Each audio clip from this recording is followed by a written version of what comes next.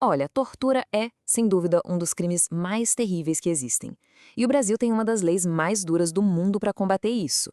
Hoje a gente vai mergulhar fundo na Lei 9.455 de 97. É uma legislação, nossa, super poderosa que vai muito além do que a maioria das pessoas pensa. Vamos entender juntos por que ela é tão, mas tão importante. E aí já vem a primeira grande questão, né? O que é que a lei brasileira define como tortura exatamente? Porque, olha, a resposta é bem mais específica do que parece e vai muito além da ideia só de violência física. Para a gente entender bem essa lei, nosso roteiro vai passar por 5 pontos essenciais. Primeiro, o que de fato é tortura. Depois, quais são as penas. Aí a gente vê quanto essa pena pode ficar ainda maior e também a responsabilidade de quem não faz nada para impedir. E por último, vamos falar do poder e do alcance dessa lei, que é algo impressionante. Então vamos lá, direto para o coração da lei, a definição do que é tortura. E aqui é bom prestar atenção porque os detalhes fazem toda a diferença e mostram o quão profunda essa legislação é. Bom, a base de tudo é essa aqui. Tortura é constranger alguém, forçar alguém usando violência ou uma ameaça séria, e isso tem que causar um sofrimento, que pode ser físico ou mental. Mas não para por aí. A lei não olha só para o ato em si, ela quer saber a intenção por trás dele.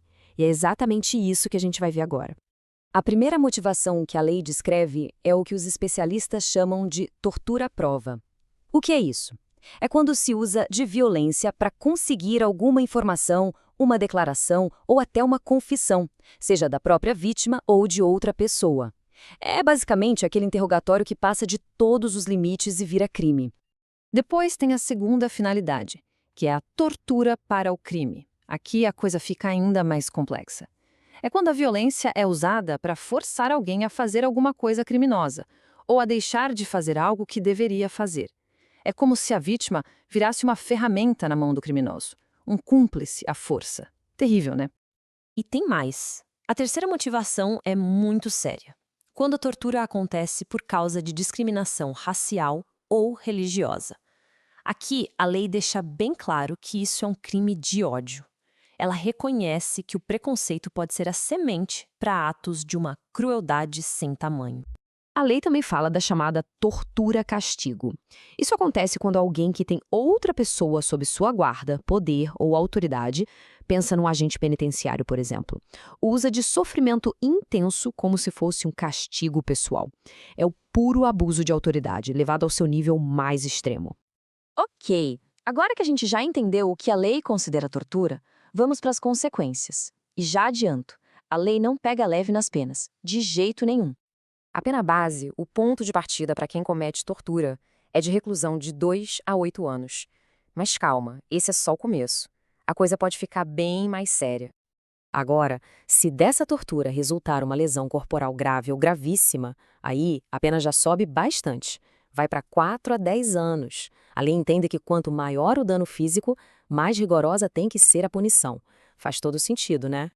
E no pior cenário de todos, se a tortura acabar causando a morte da vítima, a pena vai de 8 a 16 anos. É a punição mais pesada, claro, para um crime que tira uma vida de forma tão brutal. E não para por aí, não. Além do resultado do crime, existem algumas situações, algumas circunstâncias que fazem a pena aumentar ainda mais. Vamos dar uma olhada em quais são? A pena pode aumentar de 1/6 a 1/3 em 3 casos específicos. Primeiro, se o crime é cometido por um agente público. Segundo, se a vítima é uma pessoa considerada vulnerável, como uma criança, uma gestante, uma pessoa com deficiência, um adolescente ou alguém com mais de 60 anos.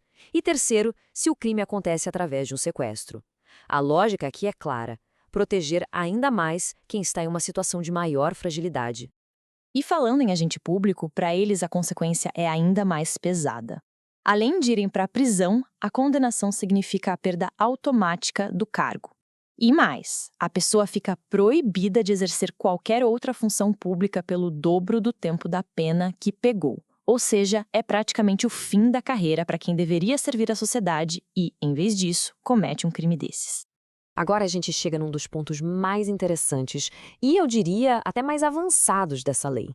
Ela não pune só quem pratica a tortura, ela também pune quem vê tudo e não faz nada. É o crime por omissão. Dá uma olhada nessa comparação. Quem comete a tortura, a pena é de reclusão. Mas quem tinha o dever de evitar ou apurar a tortura e se omite também comete um crime. A pena é de detenção, de 1 a 4 anos. É uma pena diferente, mais branda, mas a mensagem da lei é muito forte. Fechar os olhos e não fazer nada também é crime. A inércia tem consequências. Bom, e para fechar, vamos falar sobre o que faz essa lei ser considerada uma das mais fortes de todo o nosso sistema de justiça. Ela tem um poder e um alcance que, sinceramente, chegam a ultrapassar as fronteiras do Brasil. A gente pode até chamar de superpoderes da lei, porque o tratamento é de um rigor extremo. Primeiro, o crime é inafiançável, ou seja, não dá para pagar a fiança e esperar o julgamento em liberdade. Segundo, ele é insuscetível de graça ou anistia, o que significa que não cabe perdão presidencial, por exemplo. E para completar, o cumprimento da pena tem que começar obrigatoriamente em regime fechado. A ideia é fechar todas as portas para a impunidade. E lembra que eu falei que o alcance ultrapassa fronteiras? Pois é. Essa lei vale mesmo que o crime tenha acontecido fora do Brasil. Como assim? Se a vítima for brasileira ou se o criminoso estiver aqui, em território nacional, ele pode ser julgado pela lei brasileira. É um recado bem direto de que não há refúgio seguro para quem comete tortura. Então a gente passou por todos os pontos principais da Lei 9.455, que é sem dúvida um marco na nossa legislação. Mas, no fim das contas, fica uma reflexão, né? Ter uma lei tão forte, tão completa, é garantia de que a tortura vai acabar? Uma lei, por mais poderosa que seja, é o suficiente? Fica aí a questão, porque a luta por dignidade e por justiça é algo que vai muito além do que está escrito no papel e precisa do compromisso de todo mundo.